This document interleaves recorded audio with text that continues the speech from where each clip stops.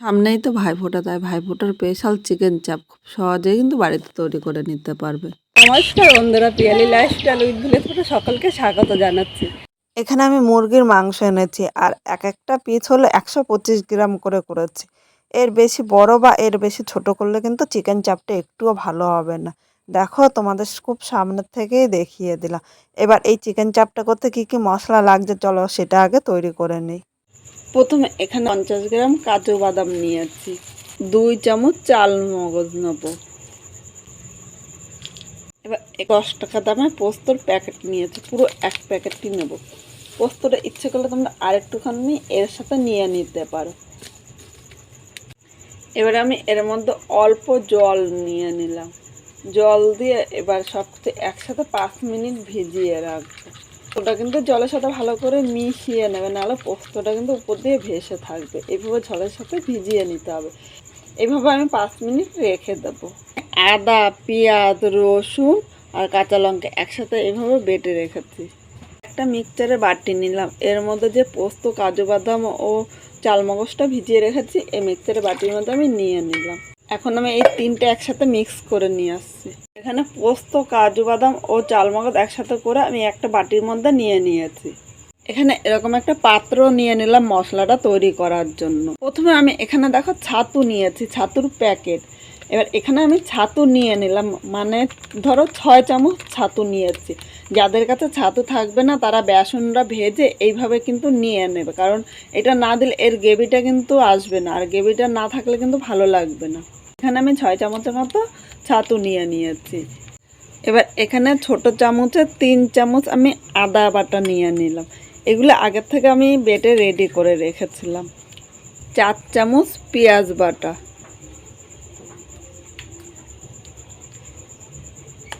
এখানে আমার মাংস আছে 1 কিলো। 1 কিলোর জন্য কিন্তু কতটা পেঁয়াজ বাটা লাগবে সেটা তোমাদের দেখিয়ে দিচ্ছি। এখানে আমি ছোট চামচে 4 চামচ নিয়েছি, মানে মাঝারি সাইজে 3টে পেঁয়াজ আছে। এর সাথে নিয়ে নিলাম 4 চামচ রসুন। রসুনটা আমি একটু বেশি দিয়েছি, কারণ যেহেতু মুরগির মাংস একটু রসুন বেশি না দিলে খেতে কিন্তু ভালো লাগবে না। এবার এখানে 6টা কাঁচা লঙ্কা বেটে নিয়েছি। 2 চামচ লঙ্কার গুঁড়ো, তোমরা ঝাল যেরকম খাবে সেই হিসাবেই লঙ্কার গুঁড়োটা নেবে। এখানে কিন্তু আমি কাঁচা লঙ্কাও বেটে নিয়েছি, তাই খুব বেশি লঙ্কার গুঁড়ো নেব না। এর সাথে নিয়ে নিলাম 1 চামচ কাশ্মীরি লঙ্কার গুঁড়ো। এটা কিন্তু ঝালের জন্য না, শুধুমাত্র কালারের জন্য দিয়েছি, ইচ্ছে করলে তোমরা স্কিপও করতে পারো। এবার নিয়ে নিলাম পোস্ত, চালমগজ ও কাজু বাদাম বাটা। প্রয়োজন মতো হলুদ, স্বাদ অনুযায়ী লবণ, সামান্য একটুখানি মিষ্টি দিলাম, খুব বেশি কিন্তু চিনি এখানে দেব না। এবার নিলাম এখানে 100 গ্রাম টক দই। টক দইটা ভালো করে ফেটিয়ে নেবে, আর ফ্রিজ থেকে বের করে সাথে সাথে টক দইটা কিন্তু এর সাথে নিয়ে নেবে না। ফ্রিজ থেকে অন্তত দেওয়ার আগে আধ ঘন্টা আগে বের করে রাখবে। এবার এর সাথে নিয়ে নিলাম আমি 50 গ্রাম সাদা তেল। এখানে দেখো এই যে শাহি বিরিয়ানি মশলা নিয়েছি। 1 চামচ বিরিয়ানির মশলা নেব, খুব বেশি কিন্তু এখানে ব্যবহার করব না, তাহলে এর গন্ধটা উগ্র আসবে, আর উগ্র গন্ধ ভালো লাগবে না খেতে ততটা। এবার নিয়ে নিলাম 1/2 চামচ গরম মশলার গুঁড়ো। এখন সব কিছু মশলা একসাথে ভালো করে ম্যারিনেট করে নেব। আমার চামচ দিয়ে মনে হচ্ছে একটু অসুবিধা হচ্ছে, তাই আমি হাত দিয়ে করব। তোমরা তোমাদের সুবিধা মতো ম্যারিনেট করে নেবে, আর ম্যারিনেটটা কিন্তু সুন্দরভাবে করে নেবে, একদম মসৃণভাবে যেন ম্যারিনেটটা তৈরি হয়। ম্যারিনেট করা হয়ে গিয়েছে। এবার এখানে দেখো গোলাপ জল নিয়ে নিলাম। এখানে এই গোলাপ জলের মুটকি দিয়ে 1 মুটকি গোলাপ জল নিয়ে নেব। এর সাথে নিয়ে নিলাম কেওড়া জল। কেওড়া জলটাও কিন্তু 1 মুটকি নেব, খুব বেশি কিন্তু আমি এখানে নেব না। আবারও সব কিছু একসাথে মিশিয়ে নেব। তোমরা ভাবছো গোলাপ জল কেওড়া জলটা কেন আমি পরে দিলাম। প্রথমে মশলাটা ভালো করে মিশিয়ে নিয়ে তারপরে গোলাপ জল কেওড়া জলটা দিলে এর গন্ধটা কিন্তু সুন্দর আসে। মশলা থেকে কিন্তু মিষ্টি একটা গন্ধ ছেড়েছে। এখানে মশলাটা ভালো করে ম্যারিনেট করা হয়ে গিয়েছে। এবার এই জায়গায় মাংসগুলি নিয়ে নিলাম। এখন আমি এই মশলার সাথে মাংসটা ভালো করে ম্যারিনেট করে নেব।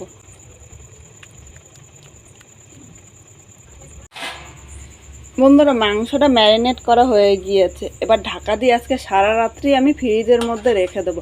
আর তোমাদের কাছে যদি সময় কম থাকে তাহলে 3 থেকে 4 ঘন্টা কিন্তু রেখে দেবে। এর নিচে করলে কিন্তু চাপটা ভালো হবে না। ফ্রিজ থেকে বের করে আমি এইভাবে 30 মিনিট রেখেছিলাম। এবার মাংসটা তোমাদের দেখাচ্ছি।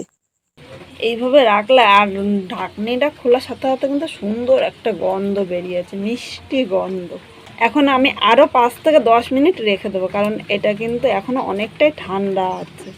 ফ্রিজ থেকে বের করে সাথে সাথে কিন্তু আপনারা রান্না করতে যাবেন না। দেখো আজকে সকাল থেকে বৃষ্টি হচ্ছে, কিন্তু এখানে আমি উনানটা ধরিয়ে দিয়েছি।